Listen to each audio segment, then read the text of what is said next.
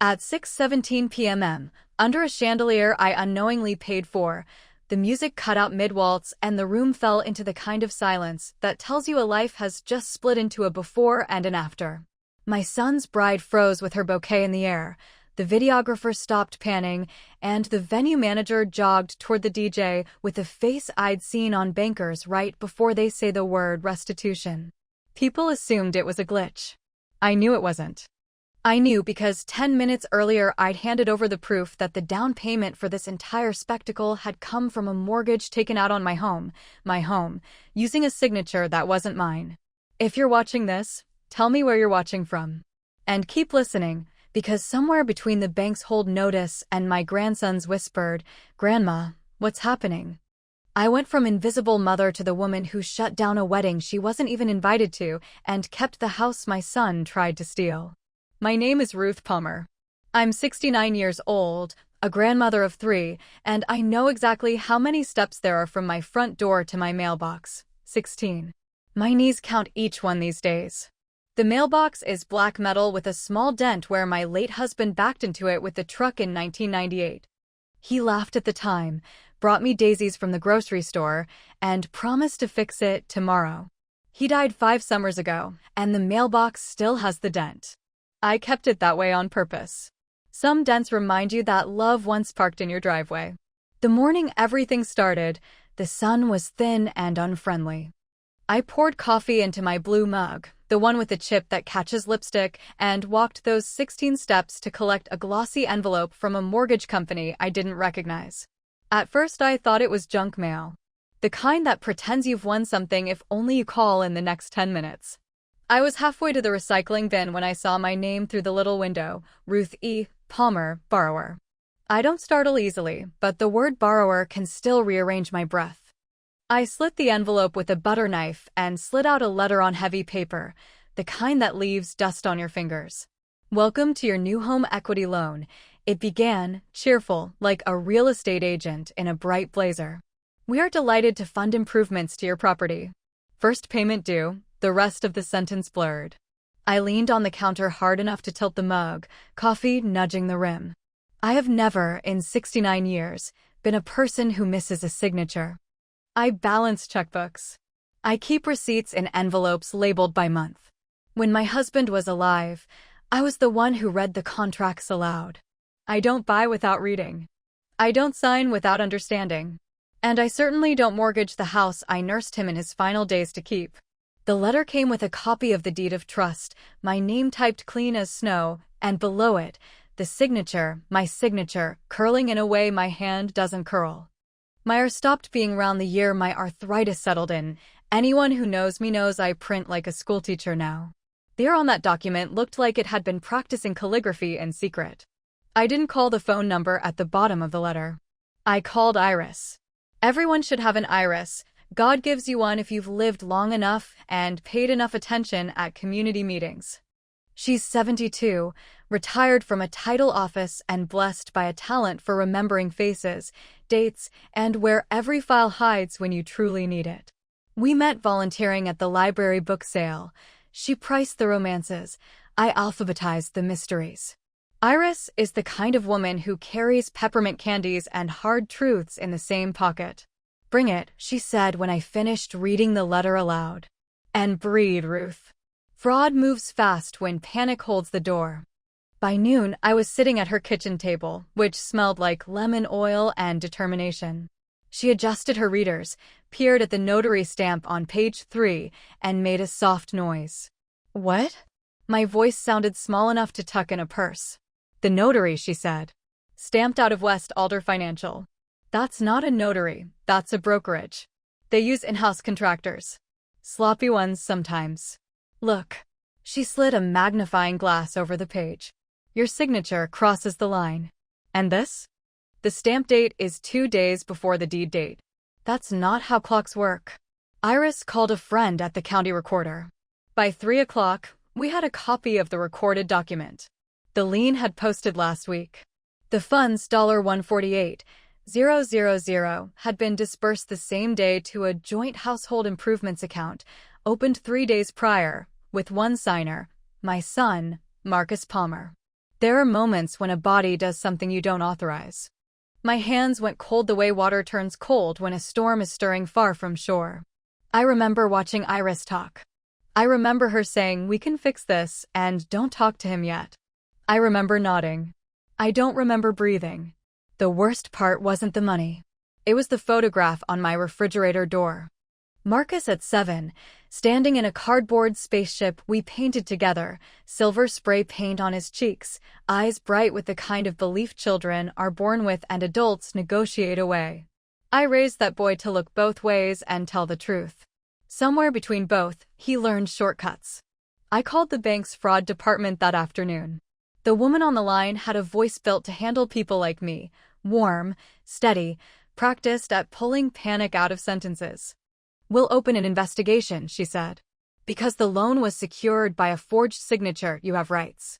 We can place a hold on transfers and notify all vendors of potential fraud. You'll need a police report and a notary verification. We'll also need to block your son's access to the account while we review." "Do that," I said, and the words tasted like metal. That night I did something I'm not proud of. I scrolled through social media. Marcus's profile was a confetti storm of engagement photos, all soft light and borrowed countryside. His fiancée, Cassandra, Cassie to her followers, had a smile curated for sponsorship deals. She made flower crowns for a living, or so the caption suggested, and posted captions about honoring your roots under photos taken in paler kitchens than any of us ever cooked in. On her story, a video. "Final walkthrough at the venue tomorrow. Can't believe the Palmers are hosting the wedding of the year." She panned past a chandelier that looked suspiciously like the one from the pamphlet I once tucked under my phone book to keep it level. I tapped the screen and paused the video on a quick flash of paperwork spread across a table. You learn a lot when you pause at the right moment. There, down in the corner, sat a line item for venue, paid in full, and beside it, the last 4 digits of an account that matched the joint household improvements account Iris had traced. The next day, Iris drove me to the police station. I have always believed in following the rules, and nothing humbles you like filing a report that makes your own child the subject. The officer was kind. He asked clear questions. He photographed the documents and gave me a case number that felt like a string tied around a tooth that wouldn't come out unless you yanked hard and fast. "Do you want us to make contact?" he asked. "Not yet," I said, and my voice surprised me. "He's getting married in 3 days." The officer nodded like he'd heard stranger sentences in that room. "We'll forward to the district attorney once the bank pushes their fraud notice." "You've got a good timeline. Keep your copy of the deed of trust somewhere safe. And don't be alone when you tell him." I hadn't planned to tell him at all, not before the wedding. I had planned to let the bank and the district attorney do the talking after the honeymoon, when no one would mistake justice for theatrics. Then the invitation non-arrived. I got a text from Cassie the following morning. To be accurate, I got a message in the family group chat she had created herself and named Forever Palmers. There's a special ringtone that sounds when a stranger names your family. "Hey everyone! Quick logistics update. Due to limited seating and to curate the vibe, we've had to keep the ceremony intimate. Marcus's mom will be watching the live stream from home. We've arranged a special shout-out during speeches. Thank you for understanding. There are things a person can forgive at 80 that she cannot forgive at 69. The math changed inside me, and this time I counted to 16, just like my knees do. Front door to mailbox, mailbox to front door, small circle, steady pace, stubborn heartbeat. I called Iris. "I'm done being polite." "Good," she said. "We need 3 more things: a notary affidavit, a bank hold confirmation in writing, and a witness to the forgery." "And Ruth?" "We need to get the venue manager on the side of prudence." "Prudence," I repeated, tasting the word. It tasted better than metal. Iris knew a notary who would speak plainly and sign braver.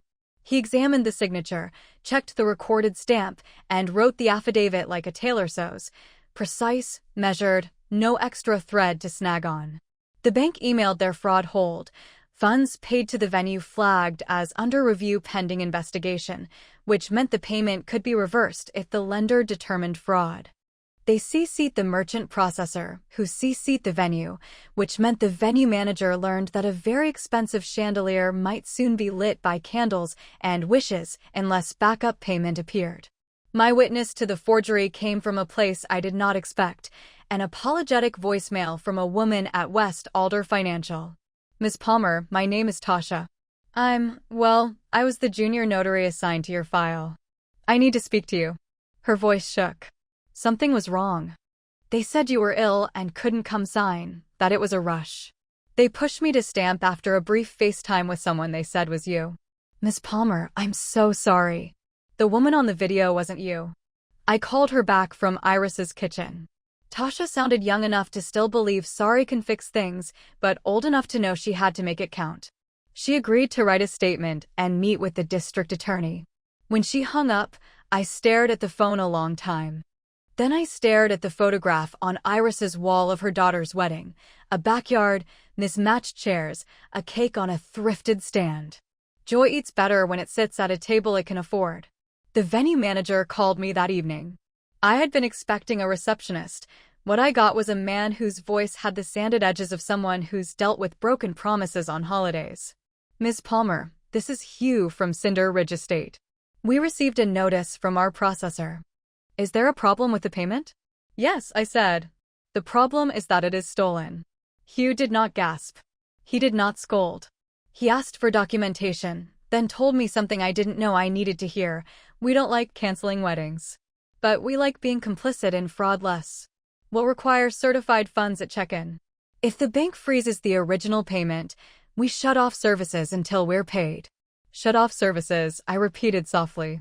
Even the music? Especially the music, Miss Palmer. People will toast on an empty stomach and dance in the dark if they're in love. But if they're not, well, that's where lights tell the truth. When I ended the call, Iris slid a sheet of paper across the table. I typed you a statement for the district attorney, she said. And a second one for Marcus. Deliver it in person. I didn't want to see him. I also didn't want a stranger explaining to my son what a felony was. There's a kind of love that makes you bake lasagna. There's another kind that makes you put on your good coat and practice sentences that start with, "You need to listen, because I would rather break your heart now than let prison do it later." Marcus opened his apartment door with an expression I recognized from his teenage years, affable guilt. Mom, you should have texted. We're heading to the rehearsal dinner in 20. I won't stay long, I said, stepping past the threshold like a woman who still paid the rent in her soul. The place smelled like eucalyptus and scented ambition. Cassie stood by the mirror, pinning a pearl into her hair. She had the talent of looking both innocent and in charge, the way some people do when they've practiced on cameras more than on real life. Ruth, she said brightly. So excited you'll be watching the live stream. We got you a special link. I got a special letter, I said, and set the envelope on the console. Marcus's smile died first. Cassie's followed a beat later, like a light bulb flickering when the current wavers. He reached for the envelope and read without moving his lips, the way he did when he was little and tried to pretend he wasn't behind his reading group. I watched the words hit his face one by one: deed of trust, forged, criminal, bank hold, each one pushing him a year older until he looked like a man standing in the wrong suit. I needed it, he said at last, voice thin. The wedding. Cassie's family, there were expectations. We intended to pay it back. With what? Iris's voice in my ear. Always ask with what. With the cash gifts, he mumbled. Sponsorships. Cassie's brand deals. Mom, please. It's not what it looks like. It looks like theft, I said. It looks like you mortgaged the house your father is buried in without asking the woman who never missed your school plays even when she worked doubles. Cassie's mouth tightened. That's melodramatic. No, I said. Drama is what happens when the lights go out. Marcus rubbed his temple. We can fix it. I'll talk to the bank. I'll get a loan in my name. They won't lend you, I said gently. They'll rescind and notify the prosecutor. They'll interview your notary. They'll interview your fiancé. They'll ask me if I want to press charges. I don't. I want my house back and my son not to rot for 20 years. Then don't press charges, he said quickly, seizing the rope I'd thrown. It's not that simple, I said. And if it were, I'm not sure you deserve simple. He flinched. I don't like making my child flinch even now. I slid a second paper forward, a short, clean agreement prepared by Iris's lawyer friend. Here's what happens next.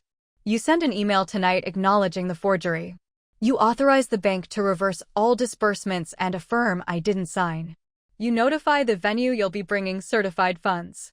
You put me on your guest list so I can hand the district attorney my statement the moment you've done all of the above. Cassie laughed once, a bell struck wrong. You think you can blackmail us into letting you attend?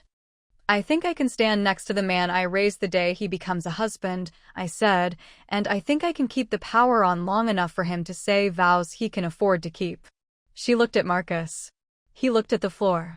The clock on the wall ticked with the smug patience of objects that outlast the people who buy them. He didn't sign the agreement. He didn't throw me out either. He said, I'll think, and we'll be fine, the way people say I love you after a first fight when they don't yet know love is a house that needs a roof. I walked the 16 steps to my mailbox the next morning just to feel ground under me. On the way back, my neighbor's boy whizzed past on a scooter, his mother calling for him to wait. I had once called out like that for Marcus, the summer he ran too far down the block. Some lessons you can only teach by running after a child and scooping him up. Others you have to teach by letting him fall. At noon, the bank emailed, we have initiated reversal procedures to reclaim disbursements. Merchant notified. Investigation progressing. Liens to be voided pending DA action. 30 minutes later, Hugh from the venue texted, your documentation received. Unless certified funds appear at check-in, services will halt upon processing notice. I made tea. I polished my shoes.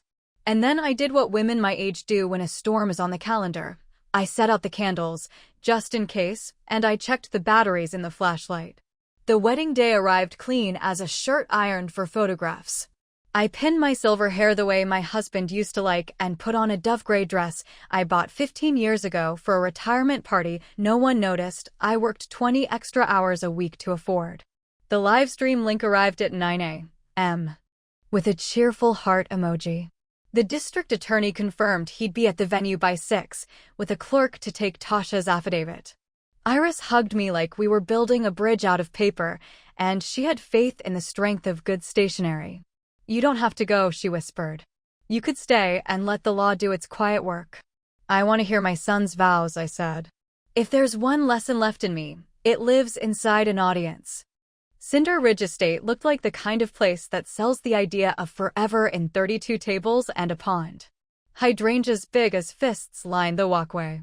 The valet eyed my sedan the way clerks eye coupons. It didn't matter. The clerk with the guest list didn't find my name. I'm with the district attorney, I said, and she found a bracelet black instead of ivory that allowed me to stand behind a ficus tree like furniture. You do not know how much you want to be seen until you have time to catalog every way you have been blurred. The rows filled. Cassie floated. Marcus looked handsome and uncertain, which is a dangerous way to look when cameras are involved. When the officiant asked if anyone knew a lawful impediment, I folded my hands like a woman who might yet be forgiven for something. They said their vows. They looked beautiful saying them. Beauty is not a currency, it is a costume. The music swelled. Somebody's mother cried. Somebody's father nodded the way fathers nod when they think they understand economies that they do not. It could have passed without incident if time didn't insist on moving forward. At 6:07, the venue received the processor's call. At 6:12, Hugh sent a discreet staffer to the DJ.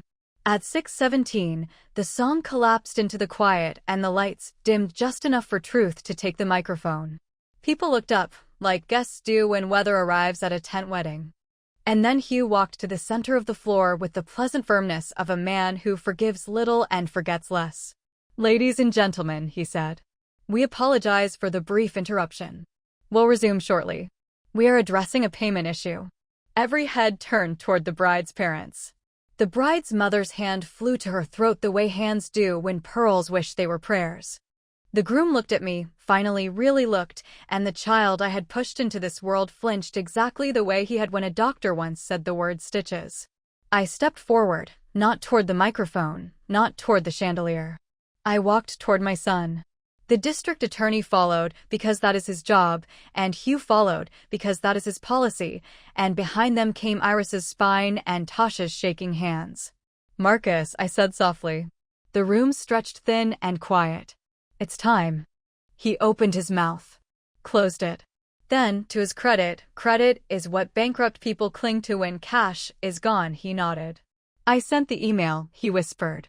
"Last night." The acknowledgement. I knew it was wrong. Cassie's face crumpled in real confusion. What acknowledgement? What is happening? Someone fixed the music. Hughes spoke to her in the tone of an uncle at a funeral, kind, immutable. MS. Heart, due to a bank fraud hold on the funds used to pay for this event, we need certified payment before we restore services. It's a legal matter now. Fraud. The word broke out of her the way a mirror breaks, all at once, sharp everywhere. What fraud? Marcus? He didn't look at her. He looked at me. Mom, Stop, I said. Don't apologize to me because you think it will turn the lights back on. Apologize because you remember who you were. The district attorney cleared his throat, then kept his voice low. Mr. Palmer, we have your statement and the notaries. We will move to void the lien on Ms. Palmer's home and pursue charges against West Alder. We will need you to come in Monday. In the meantime, do not attempt to access the loan account again.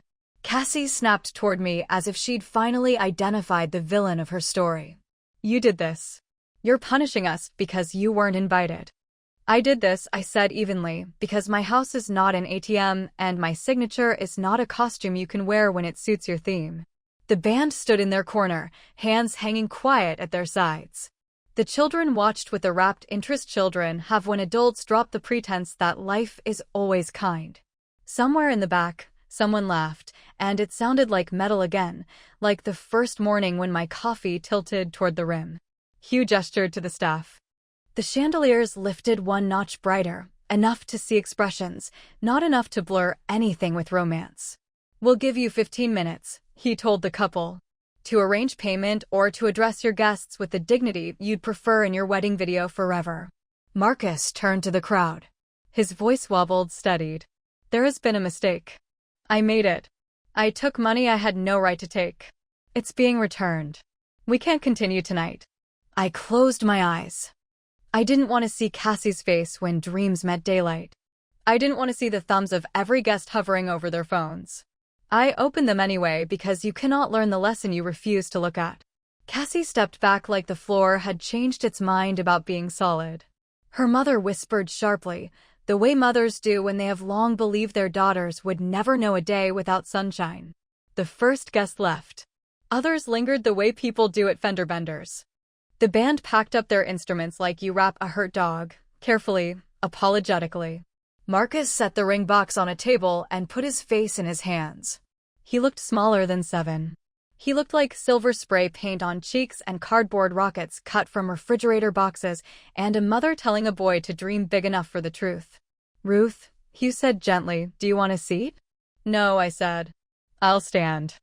And I did, until the last light went out and the videographer turned off his camera and the florist collected whispering roses that had not yet learned how quickly a thing can wilt when it isn't watered with something real. When I got home, I didn't turn on any lamps. I stood in my kitchen and touched the counter my husband had sanded himself. The phone buzzed and buzzed, neighbors and cousins and people who only call when the remarkable has happened. I let it buzz. Then I walked the 16 steps to the mailbox in the dark and rested my hand on the dent. The next morning, Iris arrived with cinnamon rolls and a copy of The Temporary Satisfaction of Lien. The district attorney called to say the notary's statement was stronger than expected, that the lender was already negotiating to eat their loss rather than risk a courtroom where jurors have mothers. By noon, Hugh sent a message with 2 sentences I printed and taped to the inside of my pantry door where I keep the sugar and the courage. Ms. Palmer, our books show your event balance, cleared via bank reversal. May the next family to rent our hall know the difference between a chandelier and a promise. At 4 p.m., Marcus knocked on my door. He looked like a man who had spent a night in a hotel that smelled too much like flowers and not enough like forgiveness. I opened the door, and even then I hesitated. Mercy should never be careless. Come in, I said at last. 16 steps. He counted them under his breath.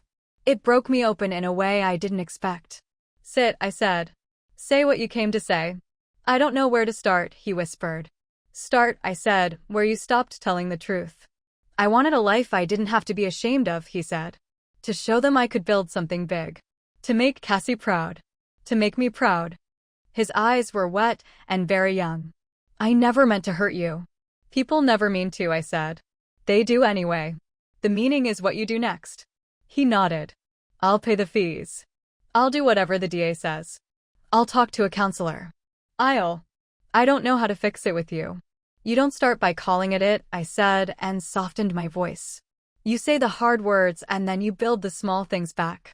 You show up. You answer when I call. You tell me when you're tempted to cut corners and you let me say no. He swallowed. Do you hate me? I hate what you did, I said. I love my son.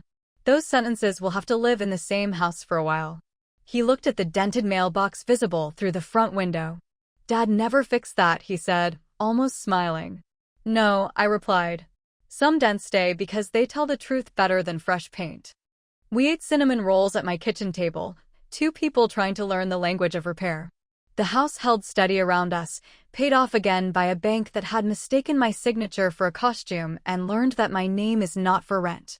I won't pretend it ended there. Things like this don't end, they change shape. Cassie's family posted a vague statement about unforeseen circumstances and rescheduling. The district attorney filed charges against West Alder and recommended community service and restitution agreements for Marcus. I told him I'd stand with him when he faced the judge, and I will, because showing up is the only part of love you can't fake on a video. A week later, I took down the live stream link from the front of my fridge.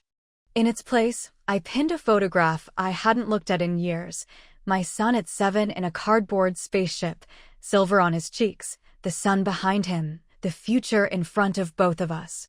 In the corner of that picture, my handwriting, remember who you are. This is the part where most stories end. Mine doesn't. Because 3 days after the lights went out, a letter arrived from a woman I'd never met that said, I think my mother is the one who taught your son how to do this. And with that, another door opened.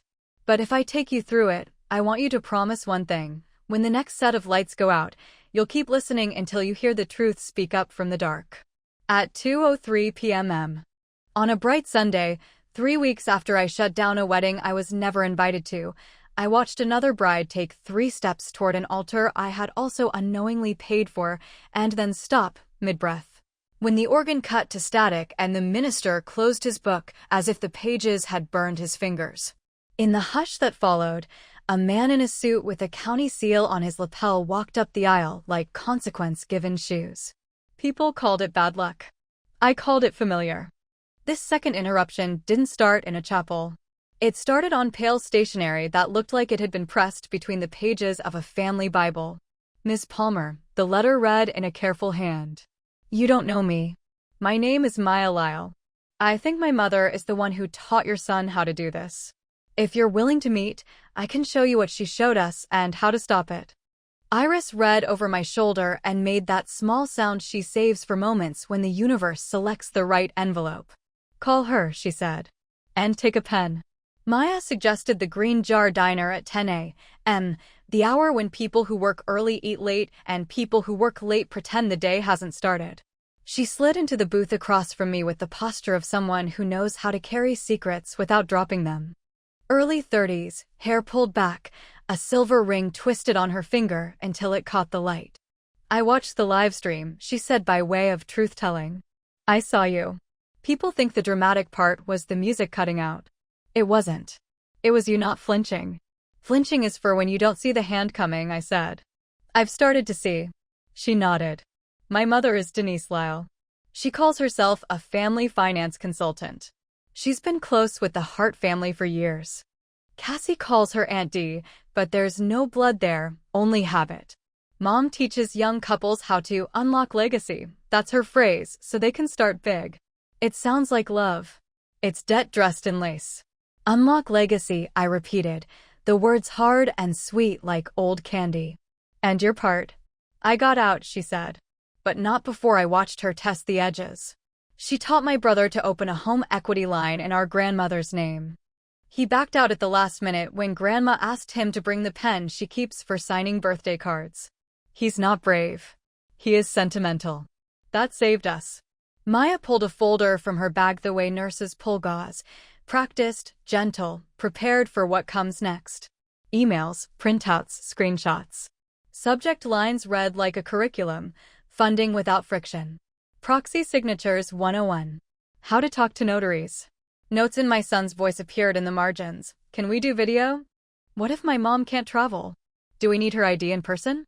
A reply in a different voice, smooth, cheerleading, bounced back. Don't worry, darling. Everyone does remote now. We'll handle the old-fashioned bits for you. I tapped the page. That's Denise. Maya nodded. She tells herself she's a fairy godmother in a world that measures love in chair covers and drone footage. She says families have untapped equity and emotional obligations. She says parents owe children the beginning they couldn't buy for themselves. She believes that if the wedding is gorgeous, the debt will feel romantic until it doesn't. I thought of the chandelier casting soft light on faces turned toward a version of forever that had already been repossessed. Where did she learn this? Title office, Maya said. 15 years ago. She watched paperwork wash past until she could predict which signatures could be softened by a story. When remote notarization got popular, she stopped predicting and started directing. West Alder liked her because she brought files that closed. West Alder, I said, feeling the name settle. We're already in motion there. The district attorney has Tasha's affidavit. Maya's eyes warmed. Good. Mom will try to pivot. She always does. She'll say she only introduced people. She'll say the notary went rogue. She'll ask for sympathy in 3 directions and get it in 2. She's already planning a do-over.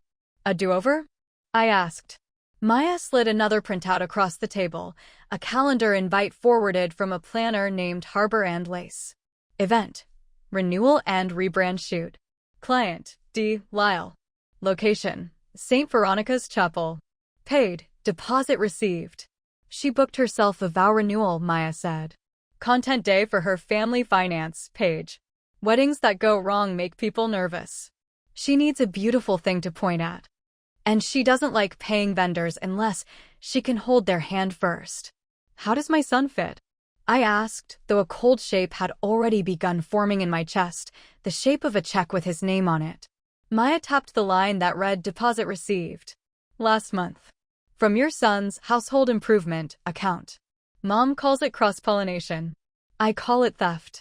The folder held copies of wire instructions and a talking points list that made my teeth ache. If anyone asks where the funds came from, say family support. If anyone asks which family, say his side and smile. I watched a waitress refill cups and thought about every time I had been told to smile. Thank you, I said to Maya, for bringing this to me. What do you want in return? Quit calling her mom, Maya said softly, surprising me. I want to feel like she's just Denise when the police ask me who taught me to lie. She paused, then added, and promise to do whatever you're going to do even if your son cries. Crying is not a currency, I said. But I don't like watching him spend it wrong. We built a plan on the back of a placemat. Not a pretty plan. Not a cruel one. A practical one with corners you couldn't cut without bleeding. Step 1. Deliver Maya's folder to the district attorney and confirm whether St. Veronica's deposit could be reversed as part of the broader case. Step 2. Call Hugh at Cinder Ridge to ask a favor no venue manager wants to hear from any mother. Step 3. Tell my son the truth before he heard it from a stranger in a suit. The district attorney, his name is Emil, and it suits him because he works like a sculptor, chipping away what doesn't belong until the shape underneath makes sense, flipped through the pages, frowning with fierce gratitude. This ties West Alder to a pattern, he said. And it ties Ms. Lyle to facilitation. We'll motion to freeze any disbursement related to the loan. If St. Veronica's deposit came from that account, we can freeze it and notify the church that accepting any substitute would expose them to clawback. Churches don't like the word clawback, I said, which earned me a weary smile. They like it better than restitution hearings, Emil replied. I'll call their board. And Ms. Palmer? Thank you. Most people hope embarrassment will make bad things turn polite. You're choosing true over polite. It makes my job easier. I called Hugh next. I know you don't run St. Veronica's, I said. But you know every planner in this valley by first name and coffee order. I need advice. Never mix eucalyptus with peonies because the scent confuses bees, he said dryly. What else? Denise Lyle is planning a vow renewal. She booked with Harbor and Lace. The deposit came from the same account my son used to pay you. The DA is freezing it. She'll try to backfill with sponsor money or a relative's credit card. I need legal daylight. Invite daylight, Hugh said. Churches hate public quarrels. If you bring the DA, they'll keep the vestibule calm. And Miss Palmer? If you want someone to stand near the organ and cough at the right time, I sing bass. I hope we won't need coughing, I said. But I appreciate a man with pitch. The hardest call was my son. He answered on the second ring, voice rough the way voices get when nights are spent arguing with ceilings. Hi, Mom. Do you have 10 minutes? I asked.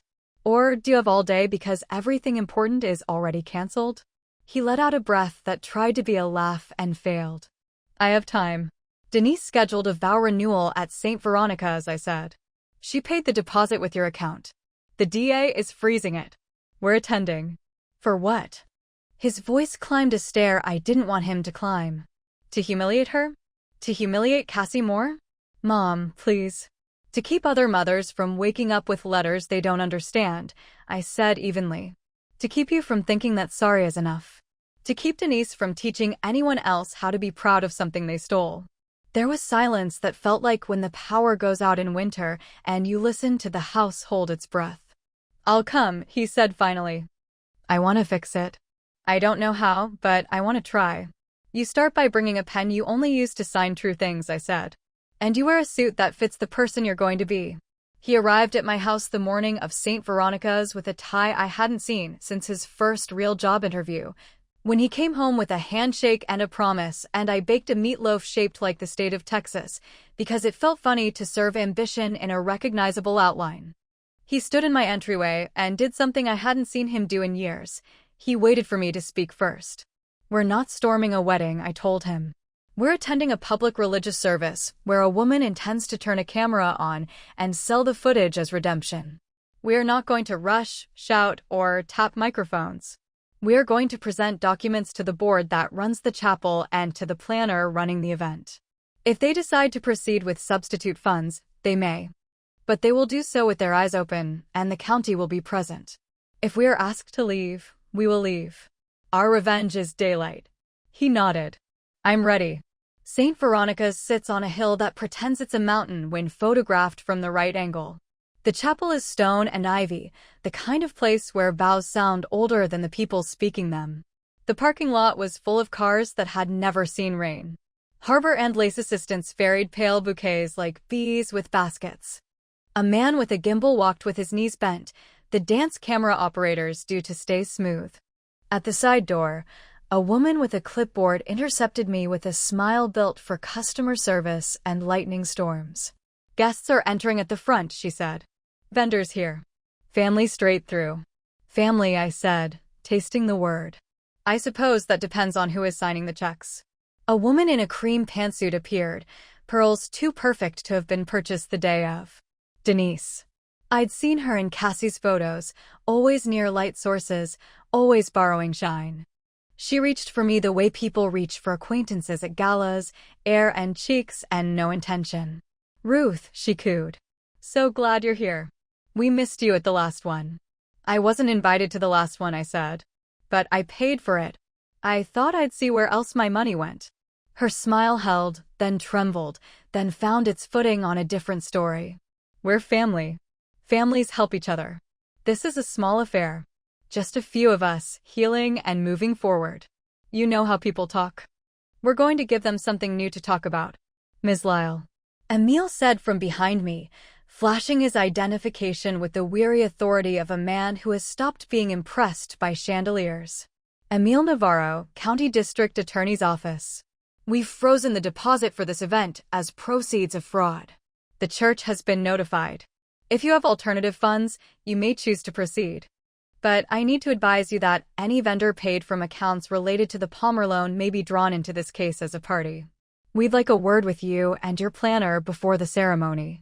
Harbor and Lace's owner, a woman with excellent posture and the eyes of someone who has been disappointed by people she trusted, stepped forward.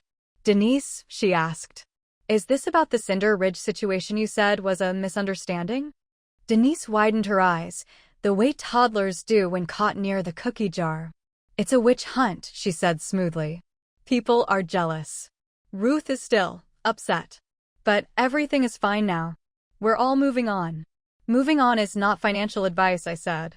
Nor is it a legal term. The church board, a trio of sturdy retirees in suits that smelled faintly of cedar, joined us with a set of keys and a wish for order. Emile led us into a side room with a portrait of a saint watching from the wall the way grandmothers watch at graduations, tender, alert, prepared to forgive only if requested without attitude. Emile laid out Maya's folder. He moved calmly, like a teacher about to draw a diagram no one would forget. We have communications in which you counsel clients to use elder relatives' assets to fund events with no realistic plan for repayment. We have a notary's affidavit describing a FaceTime forging. We have wire instructions connecting your event to the same account used in the Palmer fraud. We will be seeking charges in connection with West Alder. Today is your opportunity to avoid widening the circle. Return your sponsor's money. Tell the truth on camera. Walk out of here with fewer problems. Denise looked at the portrait of the saint, then at her watch, then at me. You little woman, she said softly, not kind softly, the way some people say please softly before a slap falls. You think you can make me kneel in a church because you wrote a few letters? You think you can ruin my day? I think, I said, that days don't belong to people who steal them. Her mask slipped. Just a little. Enough to show the muscle underneath. I didn't tell your son to take your house, she snapped. I don't tell men what to do. They come to me because they can't tell their mothers no. Maybe you should ask yourself why he'd rather take a loan than invite you. Because he thought love and money are synonyms, I said. And because you taught him that the only way to be big is to buy big. Harbor and Lace's owner cleared her throat. We're not proceeding, she said to the room, voice steady with the kind of authority people earn by showing up on time for 20 years. Our contract allows us to cancel if an event is tied to suspected fraud. We'll refund what we can from our pocket and file as a creditor for the rest. I won't be in your documentary, Denise. I won't be the B-roll for your apology tour. Denise turned a color I've only seen on storm maps. You can't do this to me, she said, stepping toward the chapel door as if volume could unfreeze bank accounts. Emile spoke gently. We're not doing anything to you. We're stopping you from doing things to other people. The board members exchanged looks, then the one with the neatest tie said, we're closing the sanctuary today. He turned to me. MS. Palmer, do you need a quiet place to sit for a moment? I'm fine, I said. I've had practice. The organ prelude kept playing, not because anyone had purposefully started it now, but because the young man at the keys hadn't yet seen his boss's face. It floated through the stone like a memory that doesn't know it belongs to someone else. The Harbor and Lace team moved like weather, businesslike, efficient, already building a future where this wasn't how their Sunday went. The videographer set his camera down like you set a child down when they ask a question you aren't ready to answer. Denise tried to salvage the optics. We're doing this outside, she announced to her guests gathered in the narthex, voice pitched to carry to every phone microphone. Intimate. Authentic. Sunset vows. No, you're not, the board member said, kind but unmovable. Not on our grounds. She turned to Cassie, who had arrived late, hair in a glossy twist, wearing a pale dress not intended for a mother's vow renewal, but easily repurposed for a serious look on social media. Cassie looked at my son, and for a moment I saw a girl who had practiced saying sorry into a mirror and didn't know how to deploy it in the wild. Marcus, she said. Fix it. He shook his head, eyes on the stone floor. I can't. She squared her shoulders. Then I will. She lifted her phone, pointed it at herself, and began to record. Hey everyone, she said in her influencer voice, the one that exists several inches to the left of sincerity. Sometimes events don't go to plan. We're pivoting. We believe in love over logistics. We'll be sharing our hearts later today. I stepped into the frame, not because I wanted to be in someone's video, but because I wanted my grandson to someday Google our names and find something that sounded like a backbone. Tell them, I said softly, that you tried to pay for your mother's vow renewal with stolen money. Her face did something human then. It cracked. And, she whispered to the phone, and tried again without the camera between us. Ruth, she said. Please. We're not monsters. Monsters are rare, I said. Most damage is done by people who need beautiful pictures. Do the repair without the camera. Emile asked Denise to step into the office to review a notice of investigation. Harbor and Lace began the choreography of containment. The guests trickled out, murmuring the way people do when storms hit while the sun is shining. The organist finally stopped, and the silence he left behind felt heavier than sound. Outside, by the steps, Maya waited. She gave me a small nod that said she had watched a thing happen exactly as it needed to. She'll blame me, she said. She'll blame everyone, I said. Then she'll have to meet herself. We weren't done. The DA wasn't done. West Alder's lawyers sent letters the way trees send leaves in a wind, too many, brittle, ultimately biodegradable. But the second wedding was over before a single candle melted. It mattered more than I expected. The first time, I had felt like a woman stumbling into an auditorium and tripping over the cord that kept the lights on. This time, I felt like a woman who arrived with the electrician. In the days that followed, consequences braided themselves. Emile filed motions. Tasha's affidavit grew spine when paired with Maya's emails. The county recorder flagged a cluster of transactions that looked like cousins of mine, each with a different surname, but the same nose, small home improvement, loans, notarized over video at odd hours, dispersed to planners with names that sounded like boutique candles. Cassie posted once, a pale picture of a teacup beside a window, captioned, "Taking time offline, be kind." The comments split into those who wanted to be kind and those who wanted to quantify kindness.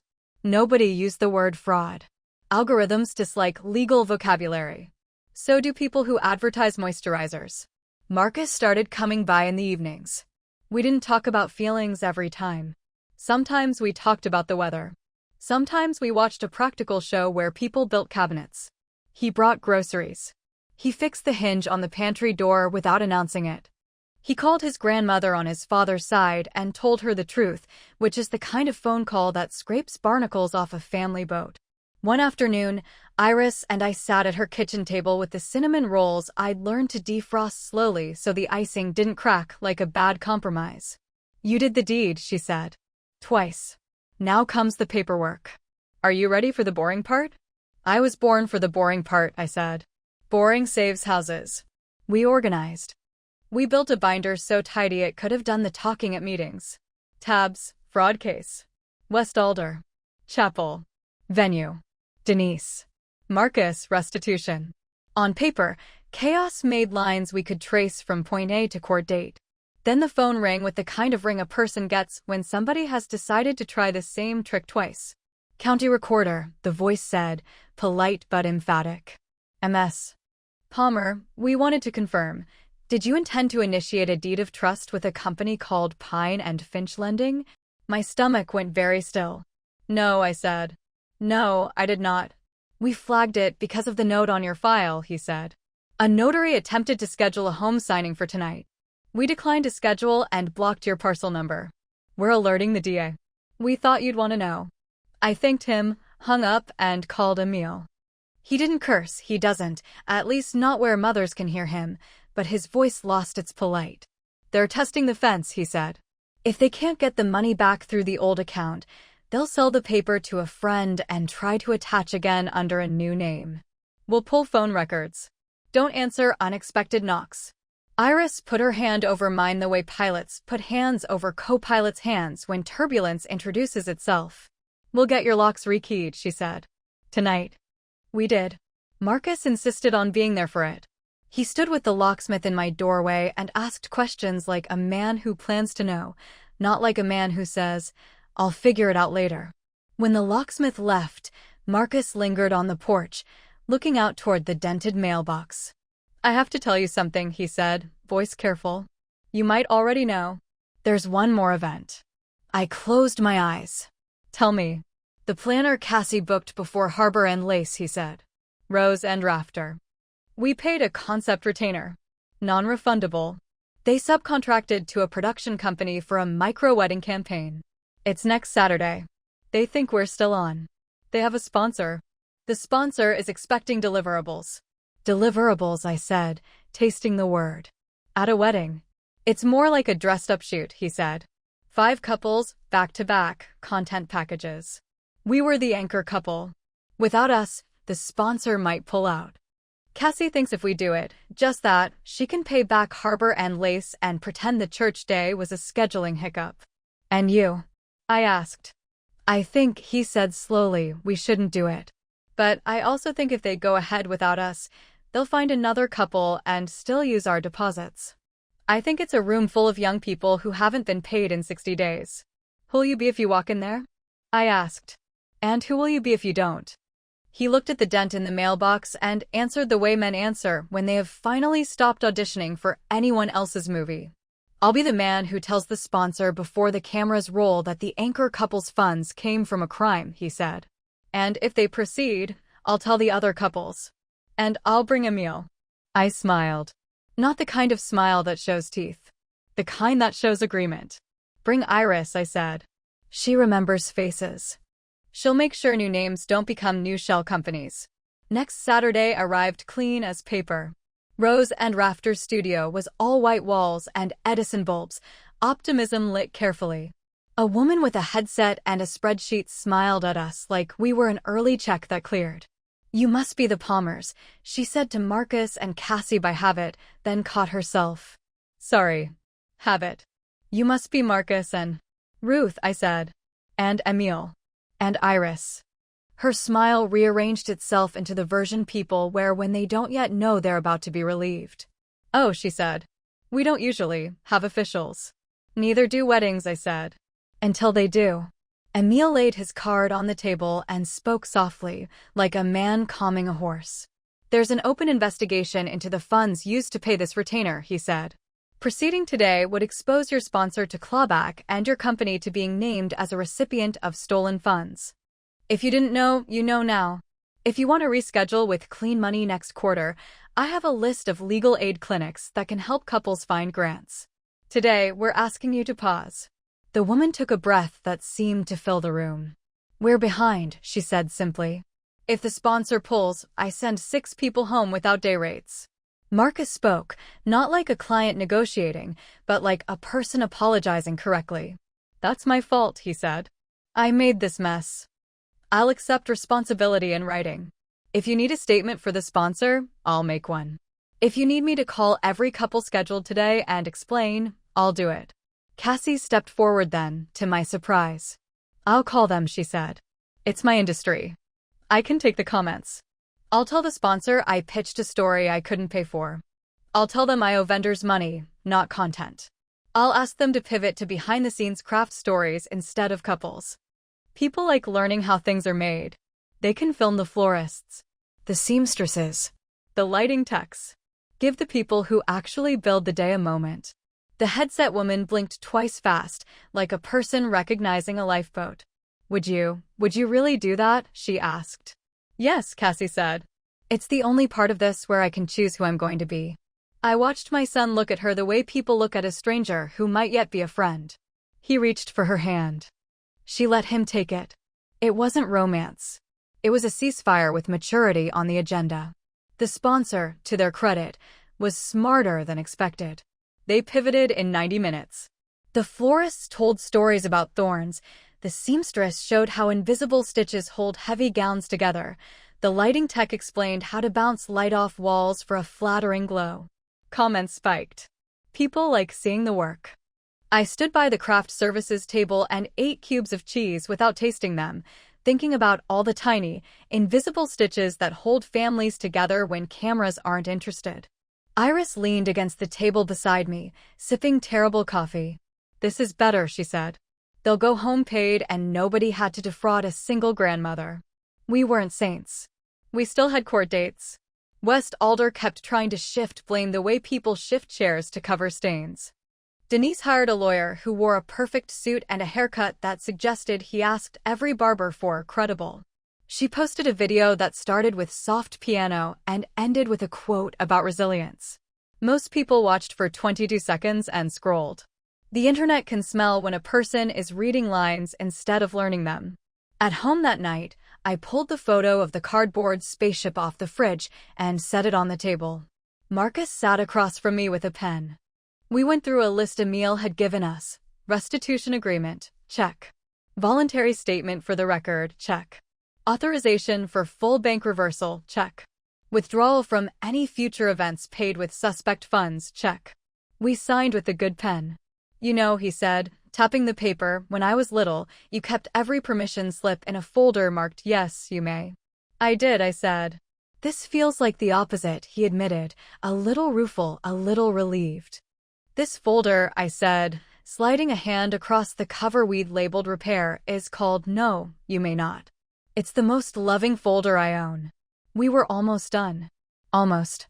Enough daylight had been invited in that even the shadows looked less ambitious. That's when my doorbell rang at 8:11 p.m. Twice, then once more, polite, insistent, practiced. I checked the peephole. A woman stood on my porch with a banker's box and a 4-inch binder hugged tight to her chest. She wore flats and a cardigan and the look of someone who had just gotten off a train inside herself.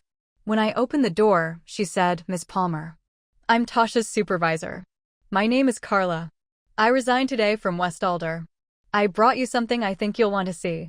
She lifted the binder. It's the training manual. The real one. The one we didn't give auditors.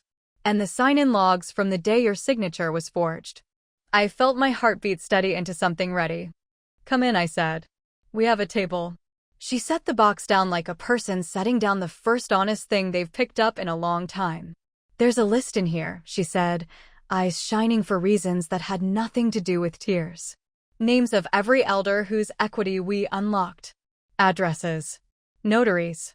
Agents. I can't undo what I stamped. But I can make a map. I looked at the binder and then at my son, who looked back at me like a man at the end of a bridge who can see shore on the other side. Maps, I said, are how you get other people home. Carla opened the binder to a page marked with a yellow tab. In a neat, corporate font, a heading read, Objections from Elderly Borrowers and How to Reframe Them. Underneath, bulleted phrases. I want to ask my daughter, became, we will burden her if we make her decide. I don't like video signing, became, video protects you. Younger people do it all the time. I need to read, became, this is standard. Sign here and we'll send you a full copy later. If there is a sound a heart makes when it refuses to break into despair, it is the sound of a pen uncapping next to a stack of sticky notes. Iris arrived without being asked. She always does when there are binders, and we built a new tab, Outreach. We started a list of names. We started dialing. At 10:03 p.m., we reached a man named Walter who said his roof had started to leak 3 days after his granddaughter's wedding. At 10:27, we reached a woman named Layla who had moved into her sister's spare room because the adjustable payments had adjusted somewhere she couldn't follow. At 11:05, we reached a couple who had signed because their daughter promised to pay them back after the honeymoon and then went silent. We told them about Emil. We told them about clawback. We told them about maps. At midnight, Iris put a hand over the list. Rest, she said. We don't save anyone by getting sloppy tomorrow. I put the lid on the pen. We turned out the lights. The house hummed the way houses hum when they're holding more than furniture. In the dark, the dent in the mailbox was a small, patient shadow. In the morning, I woke to a message from Cassie. It wasn't a teacup or a window. It was a paragraph, unpretty, unpolished, useful. Ruth, it read. I spoke to my mother. She told me she could fix this if I'd stop letting you perform. I told her she doesn't know the difference between fixing and hiding. I'm sending Emil the passwords to her cloud account. There are more emails. And there's a list of clients she calls legacy families. I'm not a legacy. I'm a person. I'm going to pay people back by working, not by staging. If you never forgive me, I understand. But if you need someone to carry boxes, call me. I forwarded her note to Emil without comment. He sent back a single thumbs-up emoji, and I forgave him for using emojis on business because some things don't require multiple paragraphs.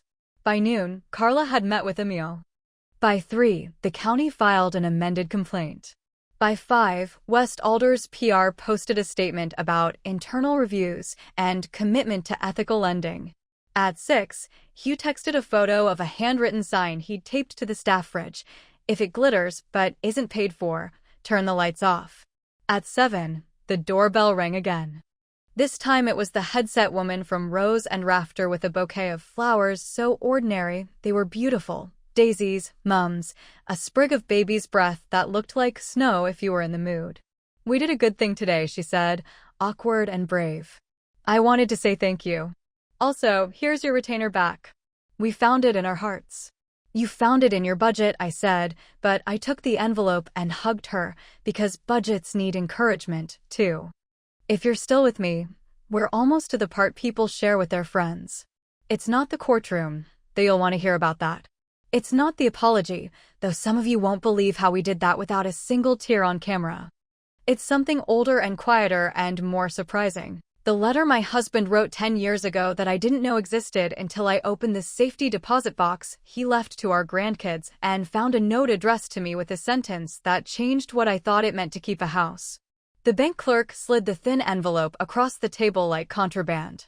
I unfolded it with hands that remembered how to hold infants and mortgages and grief. Harold's handwriting waved a little, gentlemanly even in ink. "Ruth," it began. "If you're reading this, I've gone where my promises can't reach you, but I'm still trying. There's a decision I never told you about, and it's why the mailbox dent stayed. It's why I never fixed it. It's time you knew." At 9:47 a.m. With the courtroom clock ticking like a metronome for difficult truths, the judge asked if I wanted jail, and I said no, then slid a letter across the rail that made prison feel small and repair feel possible. By noon, a lender had agreed to unwind 27 fraudulent liens. By dusk, a woman who'd taught my son to borrow against love had been served papers she couldn't rebrand away. All of it began with a sentence in my late husband's handwriting. "I never fixed the mailbox because I wanted you to see the dent and remember what can't be prettied into safety." Harold's letter sat in my lap the night before court, thin as an onion skin promise. He had tucked it in the safety deposit box under a will our lawyer updated when the grandkids were born. "Ruth," he wrote in his neat, stubborn script. "You always read the fine print, so I wrote you some of our own. When I got sick, I moved the deed into the Palmer Homestead Trust. You're the life trustee. The remainder trustees are the grandchildren. Nothing can be mortgaged without 2 in-person signatures from trustees, verified by a local notary who knows our faces. If anyone tries to make you modernize, call Iris and show them the dent. Imperfection keeps away the sort who only respect shine." I'd thought the house was titled in my name alone. It was, and it wasn't. The trust had been recorded and indexed under the parcel number, but cross-referenced under a title variation that lazy searches missed. Palmer Homestead, not Ruth E. Palmer. Every renewal card for that box had come due on my birthday. Harold knew I never let that date slide. He'd also left the name of a local notary. I recognized the bakery on her street more than her stamp, and the instruction to use her and only her for property papers. It wasn't magic, it was forethought. But forethought, like good seasoning, changes everything it touches. Iris read the letter twice, then pressed it flat with her palm as if studying a boat. "He didn't leave you money," she said, tears caught in the muscle of her voice. "He left you a circumference." In court, Emil laid it all out like a map. Tasha took the stand first, voice shaking but clear, repeating the lie she had been told about my illness and the rush for a stamp over video. Then Carla, the supervisor who brought the training binder, testified about the secret playbook and the sign-in logs that never made auditors' desks. Maya walked the judge through emails in which Denise advised reframing elder hesitancy as legacy guilt. Hugh, crisp in a dark suit, explained merchant reversals and the moment the music went quiet. I spoke last. "I don't want to sell," I told the court. "I want a list. Names. Addresses. Phone calls we'll make until nobody's grandma has to choose between a roof and a chandelier."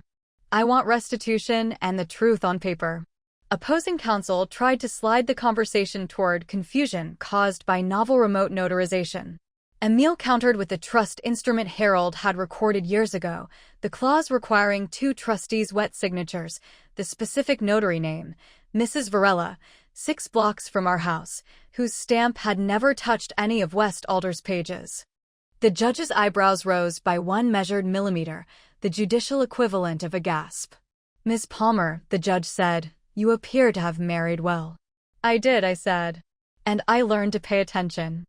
When the judge asked what remedy I sought, I handed him Harold's letter and my own list of demands: rescind the fraudulent deed of trust, record a satisfaction of lien, implement an elder transaction flag at the recorder's office requiring in-person verification on this parcel, notify every recipient of the disbursed funds that clawback is in motion, and compel West Alder to fund a hotline staffed by people who don't say pivot when they mean run. He granted most of it on the spot. He couldn't force the hotline. He could encourage it with the weight of a pending settlement. He could order disgorgement and preliminary injunctions. He did. West Alder's lawyer asked for time. Time wasn't on his side anymore. Denise had come to court in a pale suit and pearls with the look of a person who expects to be photographed even when she claims she doesn't. She didn't speak. She wasn't a party in that moment. She was a shadow on the wall. But when the judge mentioned facilitation, her chin lifted by an inch that said she lived a lifetime on inches. When court adjourned, Emile walked over and handed her a packet the color of late afternoon: notice of investigation, list of cooperating witnesses, times for interviews. She scanned the names, reached Mile Isle, and the flinch I'd been waiting for finally arrived. Outside, the courthouse steps were warm. The sky was the type of blue that looks like a decision. Marcus stood beside me with his tie straight and his mouth set to yes. He had sold a watch I never liked and a car I did not admire and paid off the 2 smallest vendors himself, the DJ and the florist's apprentice, because he wanted the quick wins the long road would require. I'm ready to go to people, he said. Not inboxes. People. We did. That week was a march of kitchen tables. We sat with the venue staff in their break room and said, we are sorry. Not sorry you feel, not sorry for the optics. Just sorry, the noun. We met the seamstress who had stayed late to reinforce beads on a dress that never saw the light under chandeliers. We stood in the church office and wrote a check for the organist who'd practiced preludes he never played all the way through. We carried envelopes. We carried accountability. We kept cameras at home. Cassie asked to help. I said yes and watched what she did with it. Not posts. Calls. She pitched the sponsor who'd res-hot the Rose and Rafter Day on a series about the labor behind the pretty. No couples, just crafts. She hosted the pilot in a plain shirt with her hair pulled back, and halfway through the edit she said, cut around me. Show the hands. The sponsor did. Views spiked anyway. Some stories sell better when you're not the main character, I told her. Some lives too, she said, quiet. Denise posted once, soft piano, a quote in cursive about courage, a vow to address misinformation. The comments divided into hearts and claws. Then, 2 days later, our doorbell rang again. This time, she stood there herself. Not pearls. Not pale suit. Navy cardigan. No camera. Ruth, she said, and it wasn't a coup. Denise, I said. If you're here to perform, you'll need a different audience. If you're here to answer, come in. She came in. She didn't sit until I gestured. On the table lay the binder Carla had delivered, tabs like flags. Denise looked at it, at my dented mailbox visible out the window, at my son standing 2 steps back from the threshold like a boy who knows where the line is. I thought I was helping, she said. That's not the sentence you start with, I replied. Start with a sentence that doesn't require me to fix it for you. I hurt people, she said, each word like a pin taken out of a hand grenade then placed gently on the table instead of thrown. I taught people to take what wasn't mine to give. I told myself I was unlocking legacy. I was dressing up theft and asking it to dance. Marcus didn't speak. Cassie, who'd come in behind her mother and taken the corner chair by habit, did. You also taught me, she said, that if something is beautiful enough, nobody will ask where it came from. You taught me to confuse praise with proof. Her voice didn't tremble. I'm done learning that lesson. Denise looked at her daughter the way people look at photos of the ocean when they are afraid of swimming. What do I do? She asked. Not a rhetorical. An actual question. Cooperate, I said. Give a meal, every email, every invoice, every enrollment in your courses. Write a letter to every elder you counseled saying you were wrong, and offer to speak at the community center about how to tell the difference between help and a hustle. Don't be paid for it. Don't be filmed. Learn to be useful without applause. She stared at me, then laughed once, brief and unpretty. You want me to go from chandeliers to linoleum? I want you, I said, to understand that both floors hold up weddings, but only one holds up families when the lights go out. She did it. Not perfect, not instantly, not without a few angry detours through self-pity, but she did it. Emile gave her a cooperation agreement with teeth. West Alder, facing subpoenas with names and dates stuck to them like burrs, agreed to a settlement, full rescission of every tainted lien, creation of an elder notary verification program at the recorder's office, and a restitution fund seated with more zeros than I expected to ever be in the same room with. Tasha kept her job at the county clerk's office. Carla found a position training notaries how to say no to pressure with grace and a paper trail. And my son? He went back to his job, then left it for one that didn't require him to sell shine. He came to my house on Tuesdays and Fridays because he liked being told to take home leftovers. He called his children every morning before school and didn't hurry their stories. He put his name down to coach a small soccer team, and when the other parents asked him what he did for a living, he said, I answer when people call, which was true and enough. There was still a wedding-shaped hole. Not because of white dresses or drone shots or centerpieces with names like Moonlit Meadow. Because of ceremony, the human need to stand up and say, I will keep this, with witnesses. One evening, while Iris and I were labeling files, once you start filing, it's hard to stop, we found ourselves looking at the photograph on her wall of her daughter's backyard wedding, mismatched chairs, the cake on a thrifted stand, joy heavy and correctly priced. Let's do it, Iris said. If they want to. Not because the internet cares. Because people do. We did. 3 months later, after the last restitution check cleared and the last letter went out, Marcus and Cassie stood under a maple tree in my backyard. There were no favors, no tents, no fireworks, no live-stream link. Hugh came and sang low harmony on a hymn about staying. Emile arrived late because justice doesn't keep tidy hours, and we saved him a chair. The organist from St. Veronica's played on a borrowed keyboard and grinned like a man whose music finally got to finish. Cassie wore blue from the thrift store and a sprig of rosemary in her hair because Iris says rosemary is for remembrance and also for roast chicken, which made us all laugh in a way that felt like medicine. My grandchildren scattered petals and then gathered them back up because why waste anything that pretty twice?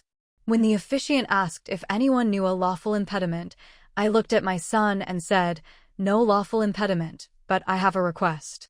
The neighbors paused mid-lemonade. My son inclined his head. He knows me now.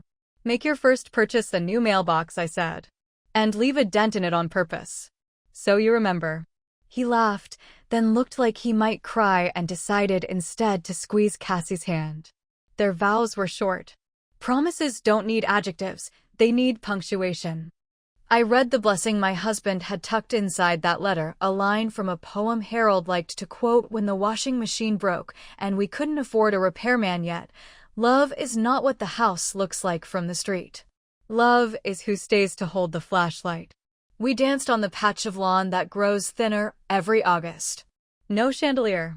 The string lights we'd saved from Christmas did the job, and when a bulb popped, no one flinched. People toasted with lemonade and sweet tea. There was a plate with daisies painted around the rim for the cake, the same daisies Harold once brought me after he dented the mailbox. When it was over, Cassie and Marcus stayed to stack chairs. Nobody had to tell them to. A week after the backyard wedding, there was one last courtroom day. Not for my son. For Denise and West Alder. It wasn't a television climax, no pointing fingers, no banging gavels, just stipulations and signatures and the kind of silence that looks a lot like order returning to a place it left for a while. The judge approved the settlement. He asked again if I wanted jail for anyone. I said again no. Why? He asked. Judges love why. So do mothers. Because I don't want anyone else to learn that the only time accountability happens is when a door slams, I said. I want people to learn it in kitchens, at tables, with paper, with pens. He nodded. Ms. Palmer, it is an honor to meet the person the law imagines when it writes words like trustee. On the way out, I saw Denise standing by the water fountain, blouse plain, hair unglossed. She met my eye the way you meet a neighbor at the grocery store both of you shop at because it is close, not because it is nice. She nodded. It wasn't forgiveness. It was recognition. Sometimes that's enough. Life settled into its rightful size. I checked my mail every morning, 16 steps, and paid the utility bill with a pen that doesn't pretend. The county posted a notice on the recorder's website. Elder flag transactions require in-person verification. Mrs. Varela became very popular. The hotline was funded, staffed by patient voices who said, "Bring the paper, we'll read it together." Iris taught a monthly workshop at the library called No, You May Not, with handouts that were unbeatably clear. Carla came to speak, bringing diagrams in fonts big enough for dignity. Maya hugged me once in the parking lot and said, "You gave me a different middle to my story, and that felt like the right way to name it." Cassie kept making the behind-the-scenes series. One episode featured the seamstress who'd reinforce beads that never met a chandelier. Another featured a janitor who knew where every fuse box in 5 counties lived. Comments were kind because the work was visible. She didn't monetize the episode that told my story. She donated the ad revenue anyway. Every time a brand tried to send her something to wear for free, she asked to send the equivalent in cash to the restitution pool for elders we hadn't found yet. Some said yes. Some didn't. She kept asking. Marcus started that soccer team and discovered he was the best at teaching defense, which made me laugh because he used to be very bad at it. He still comes over Tuesdays and Fridays. We still watch practical shows where people build cabinets. We've added a new habit. 5 phone calls after dinner to 5 names on a list until the list ran out. When it ran out, we made a new list called Who Needs a Ride, and most days nobody did, which is a nice kind of uselessness to offer. The mailbox? We left the dent. Then, on the afternoon, the recorder's office sent me a stamped copy of the rescission that closed our particular loop. We drove to the hardware store, picked out a new one that looked serviceable and a little proud, brought it home, and installed it exactly where Harold's has stood. Marcus swung the post driver. I held the level. Cassie handed us screws and lined up the tiny flag so it would click when it rose.